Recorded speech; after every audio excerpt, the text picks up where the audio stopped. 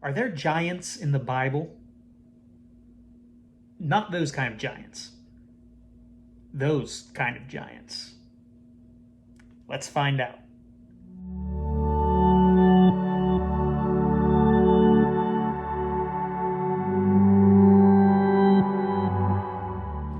Hi everybody, I'm Marcus, and this is the Catholic Youth Minister Presents Journey Through Scripture, Episode 4, the Nephilim. Where we left off, Cain and Abel had been born to Adam and Eve. Cain killed Abel and then was sent away. So, where we pick up, Eve has another son.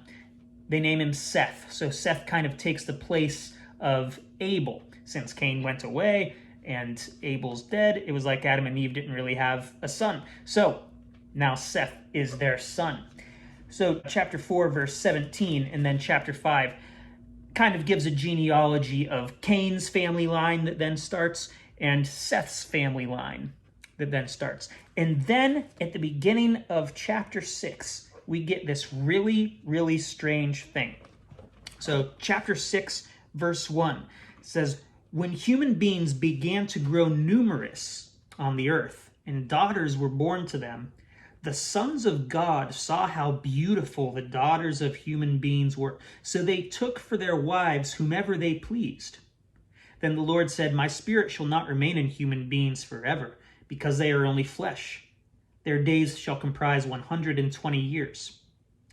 The Nephilim appeared on earth in those days, as well as later, after the sons of God had intercourse with the daughters of human beings, who bore them sons. They were the heroes of old, the men of renown." So who were these Nephilim? Well, there's been a couple interpretations or a couple guesses that people give. So one idea is that these sons of God that we hear about are fallen angels.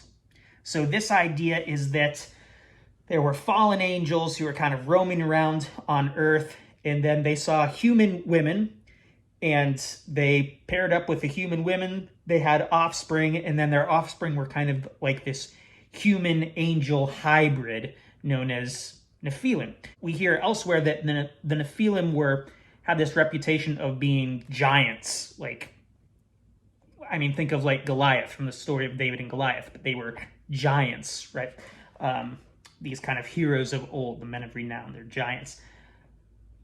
But there are issues with that whole scenario. Is it really possible for angels and human beings to mate and have offspring? There are just issues with that. So another interpretation is that the sons of God just is referring to essentially the leaders, right? The kind of a line of kings, maybe, because sometimes in this culture, kings would be referred to as sons of God.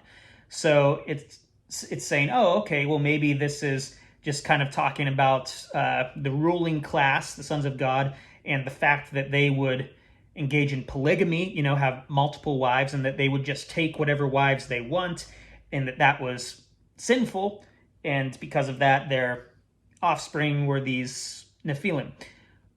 Well, maybe. We don't really have evidence for that, though. But there's another option, an option that I personally like. It was endorsed by some pretty important people like St. Augustine and St. Thomas Aquinas, as well as a lot of modern scholars. So this view says that when the Bible talks about sons of God here, it's referring to the sons of Seth, who were righteous, who were, we hear earlier, people who were invoking the name of the Lord.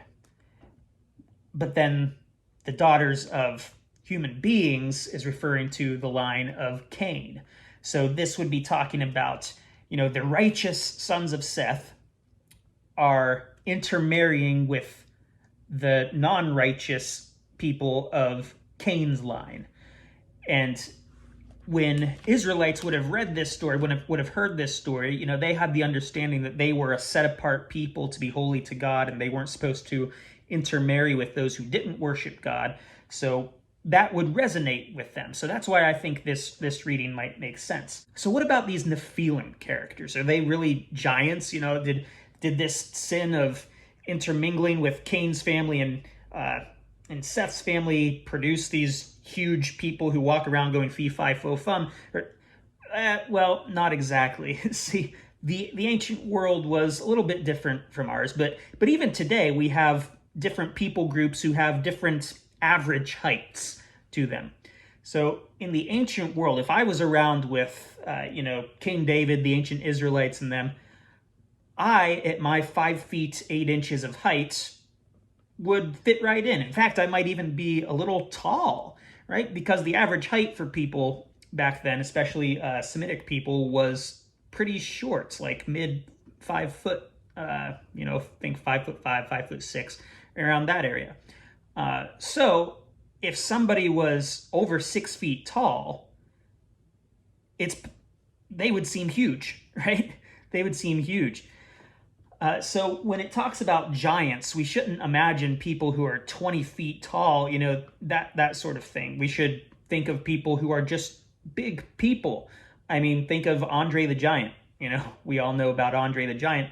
He was a huge person, and we are correct in calling him a giant. I mean, there are giants who live today.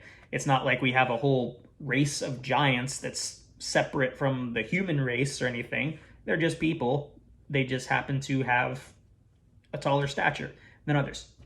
So are giants in the Bible? Yes. If those giants from the Bible were around today, would we call them giants? Maybe, maybe not. We might just say they're kind of tall. So this is probably giving some sort of origin story to what the Hebrew people had experienced as another group of people who was bigger than them, who they referred to as giants. So it's giving an origin story for that group of people that they knew as the Nephilim.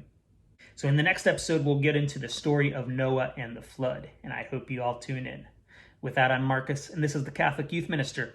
Please don't forget to like and subscribe.